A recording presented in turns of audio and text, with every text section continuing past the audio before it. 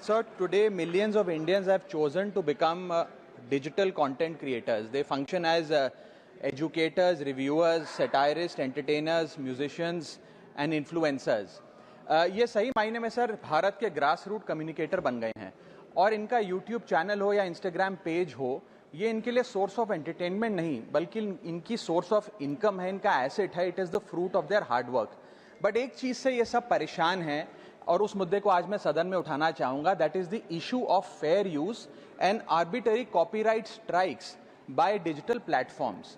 Sir होता क्या है कि अगर एक कंटेंट क्रिएटर कुछ सेकंड, चंद सेकंड, 2-3 सेकंड के लिए कॉपीराइटेड कंटेंट को रीपर्पस करके कमेंट्री, क्रिटिसिज्म, पैरोडी, एजुकेशनल या न्यूज रिपोर्टिंग पर्पसेस के लिए यूज करता है, चाहे वो क्रेडिट देता हो, उसको इंसिडेंटली यूज करता हो, कॉपीराइट स्ट्राइक मारकर उसके जो उसकी यूट्यूब चैनल है, प्रॉपर्टी है या इंस्टाग्राम पेज है, उसे वाइप आउट कर दिया जाता है और उसकी सालों की मेहनत चंद मिनटों में समाप्त हो जाती है. Sir, livelihoods must be decided by law and not by arbitrary algorithms. Sir, this by no means that one is against copyright holders. उनके हार्डवर्क और ओरिजिनलिटी को रिस्पेक्ट करने की जरूरत है, लेकिन यह समझने की जरूरत है that fair use is not piracy.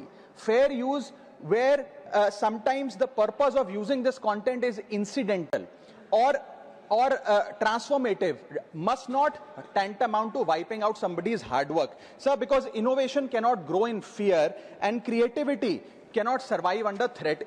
India का कॉपीराइट एक्ट सर 1957 में बना. एक ऐसे दौर में बना जब ना इंटरनेट था, ना कंप्यूटर थे, ना डिजिटल कंटेंट क्रिएटर्स थे, ना यूट्यूब, इंस्टाग्राम था. And this act lacks the very definition of digital creators.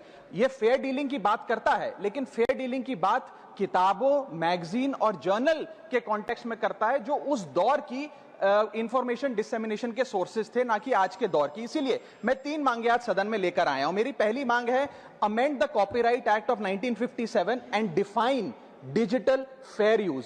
परिभाषित करिए कि ट्रांसफॉर्मेटिव यूज क्या है, जैसे कि commentary, satire, critic, explanation. Define करिए कि इंसिडेंटल यूज क्या होता है, कि अगर बैकग्राउंड में ऑडियो विजुअल चंद सेकंड्स के लिए चले तो वो इंसिडेंटल यूज है या पूरे कंटेंट को वो वाइप आउट करें.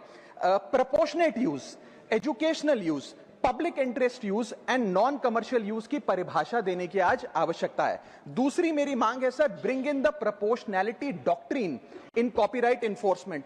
कि बैकग्राउंड में मान लीजिए कुछ सेकंड के लिए कोई वीडियो और साउंड चला, उसका यह मतलब नहीं होना चाहिए कि कंटेंट क्रिएटर की सालों की मेहनत कुछ चंद सेकंड्स में समाप्त हो जाए. My third demand sir is that